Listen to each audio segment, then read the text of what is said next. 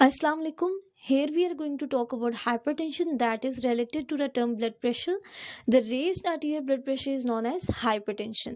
जब आर्टरीज के अंदर ब्लड प्रेशर इंक्रीज हो जाता है, या हम ये भी कह सकते हैं कि ब्लड फ्लो इंक्रीज हो जाता है, तो ब्लड फोर्स एक्सर्ट करेगा ऑन द आर्टीरियल वॉल्स, जिसका डायरेक्ट इफेक्ट पड़ता है हार्ट की एक्टिविटी के ऊपर. हार्ट अपना पंपिंग रेट इंक्रीज कर देता है.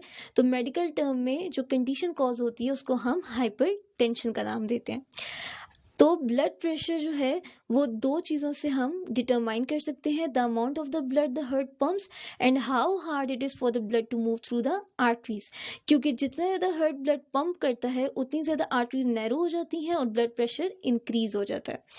अब ब्लड प्रेशर हमारे पास सिस्टोलिक में और डायस्टोलिक में डिवाइडेड है. सिस्टोलिक प्रेशर जो है it is the pressure in the arteries when the heart beats. क्योंकि जब हार्ट पंप कर रहा होता है तो हार्ट के लेफ्ट वेंट्रिकल से ब्लड इजेक्ट होता है और वो बहुत ही प्रेशर के साथ, हाई प्रेशर के साथ इजेक्ट होता है. तो इस हाई प्रेशर को हम सिस्टोलिक प्रेशर का नाम देते हैं, that is 120 mmHg. Diastolic pressure is the pressure in the arteries when the heart rest between beats. तो जब हार्ट पंप कर रहा होगा तो बिटवीन द बीट्स जो उसकी रेस्टिंग स्टेट होगी उसमें जो उसका प्रेशर होता है वो लो होता है, जिसको हम डायस्टोलिक प्रेशर का नाम देते हैं, दैट इज 80 mmHg. अब जो हमारे पास ब्लड प्रेशर है वो कार्डियक आउटपुट और पेरिफेरल वास्कुलर रेजिस्टेंस के ऊपर डिपेंड करता है. कार्डियक आउटपुट जो है वो हमारा स्ट्रोक वॉल्यूम है और हमारा हार्ट रेट होता है. स्ट्रोक वॉल्यूम मायोकार्डियक कॉन्ट्रैक्टिलिटी और size of the vascular compartment है. पेरिफेरल रेजिस्टेंस हमारा जो पेरिफेरल आर्टीरियोल्स होते हैं उनकी कंस्ट्रिक्शन को कहते हैं. जब वो कंस्ट्रिक्ट करते हैं तो वो नैरो हो जाते हैं और उसकी वजह से हाइपरटेंशन कॉज होती है. तो मोस्ट पेशेंट्स ऐसे होते हैं जिनका कार्डियक आउटपुट तो नॉर्मल होता है बट पेरिफेरल रेजिस्टेंस रेज कर जाता है, जिसकी वजह से उनको हाइपरटेंशन कॉज होती है. लेकिन ऐसे लोग जिनका कार्डियक आउटपुट और जो पेरिफेरल रेजिस्टेंस होता है वो नॉर्मल होता है तो उनको हाइपरटेंशन कंडीशन नहीं होती. उनका जो ब्लड प्रेशर होता है वो, या आर्टीरियल प्रेशर जो होता है वो नॉर्मल होता है.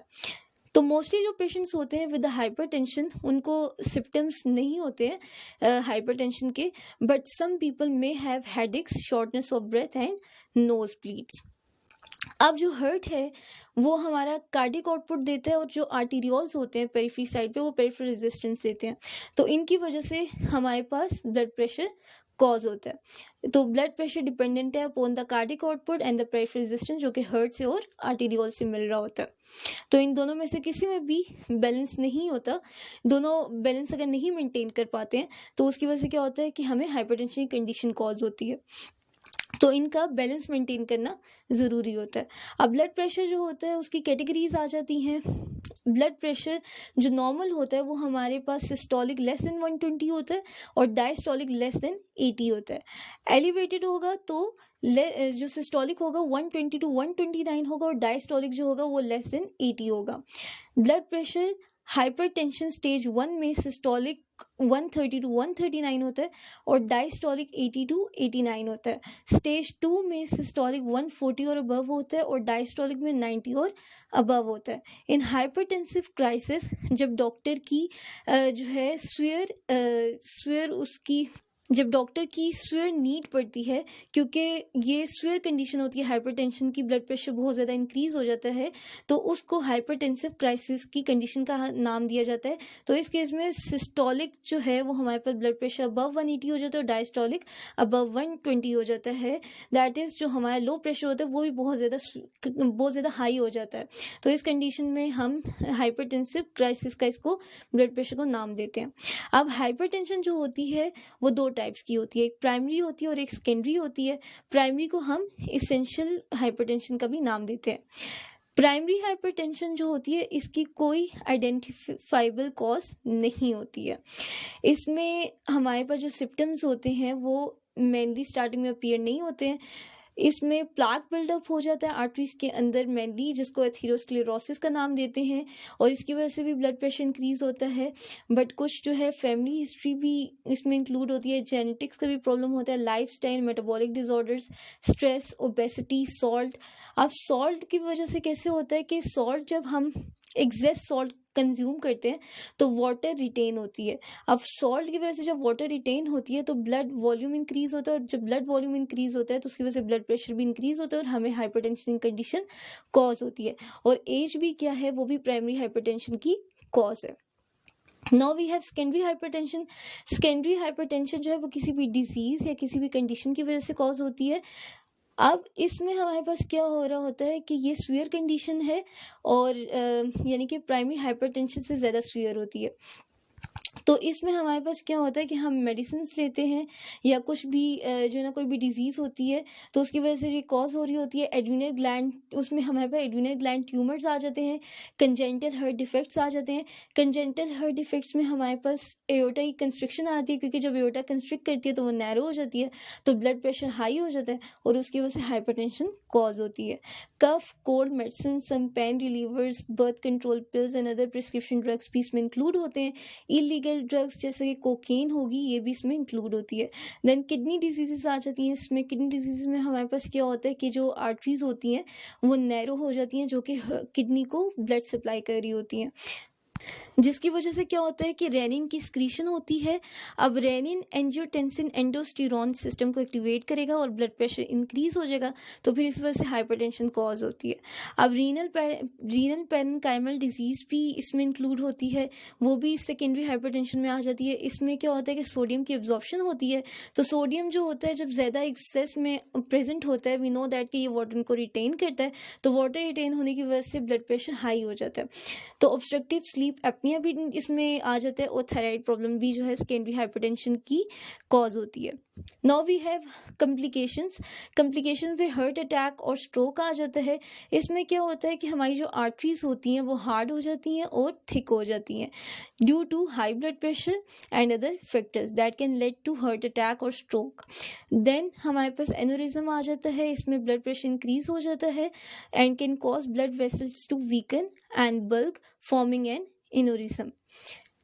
हार्ट फेलियर में हमारे पास क्या होता है कि हाई ब्लड प्रेशर होगा एंड हमारा जो हार्ट होता है वो ब्लड को पंप नहीं कर पा रहा होता। The strain cause the walls of the heart pumping chamber to thicken. This condition is called left ventricular hypertrophy. Kidney problems भी आ जाती हैं, आई प्रॉब्लम्स भी आ जाती हैं, उसमें ब्लड प्रेशर इंक्रीज होता है, नैरोइंग होती है ब्लड वेसल्स की इन द आईज, और इसमें हमारा जो है मेनली क्या होता है कि विजन लॉस होता है। देन मेटाबॉलिक सिंड्रोम आ जाता है। This syndrome is a group of disorders of the bodies metabolism, और इसमें हमारे पास क्या होता है कि इरेगुलर शुगर की ब्रेकडाउन होती है, जो कि हमें पता है कि शुगर जो ब्लड के अंदर होता है वो ग्लूकोज होता है, तो ग्लूकोज जो है वो ठीक से ब्रेकडाउन नहीं हो पा रहा होता। The syndrome include increased waist size, high triglyceride, decreased high density lipoprotein, cholesterol, high blood pressure and high blood sugar levels. These conditions make you more likely to develop diabetes, heart disease and stroke. फिर उसके बाद जो है ना memory changes भी आती हैं और डिमेंटिया भी आ जाता है। अब डिमेंटिया में क्या होता है, नैरोड और ब्लॉक्ड आर्टरीज आ जाती हैं, जो कि ब्लड फ्लो जो है वो ब्रेन की तरफ लिमिटेड अमाउंट में जो है पास आउट कराती हैं। This can cause a certain type of dementia, जिसको हम वास्कुलर डिमेंटिया का नाम देते हैं। A stroke that interrupts blood flow to the brain also can cause vascular dementia. तो ट्रीटमेंट में हमारे पास क्या आता है कि हम हेल्दी डाइट लें जिसमें सॉल्ट का इंटेक कम हो, ताकि वाटर रिटेन ना हो, ब्लड प्रेशर इंक्रीज ना हो और हमें हाइपरटेंशन कंडीशन कॉज ना हो। फिर फिजिकल एक्टिविटी जो है वो होनी चाहिए, मेंटेनिंग अ हेल्दी वेट और लूजिंग वेट। उसके बाद अल्कोहल कंजप्शन नहीं होनी चाहिए, स्मोकिंग नहीं करनी चाहिए, getting 7 to 9 hours of sleep daily. अब मेडिकेशंस में हम जो मेनली देते हैं हाइपर टेंशन के पेशेंट्स को, उसमें ड्यूरेटिक्स आ जाती हैं, जिसमें फ्यूरसमाइड आ जाती है, 40 to 240 mg पर डे देते हैं हम। फिर हमारे पास क्लोरथाइलाइडोन आ जाती है, वो हम 12.5 to 50 mg पर डे देते हैं। स्पाइरोनोलेक्टोन आ जाती है, 25 to 100 हम mg पर डे देते हैं। फिर बीटा ब्लॉकर्स आ जाते हैं, ये वर्कलोड को रिड्यूस करते हैं on the heart, they open blood vessels, heart to beat slower and with less force, example propranolol 40 to 480। Reserpine भी आ जाती है इसमें इंक्लूड। अल्फा ब्लॉकर्स आ जाते हैं, they reduce nerve impulses to blood vessel, reduce effects of natural chemicals that narrow blood vessels. अब vasodilators भी इंक्लूड होते हैं इसमें, जैसे कि नाइट्रोग्लाइसरीन होगी। तो ये सारी मेडिकेशंस होती हैं जो कि हम ऐसे पेशेंट्स को देते हैं जिनको हाइपरटेंशन की कंडीशन कॉज होती है, या हाइपरटेंशन जो है उनको हाइपरटेंशन में प्रेजेंट होती है। I hope so that you understand today's lecture very easily. Allah हाफिज़।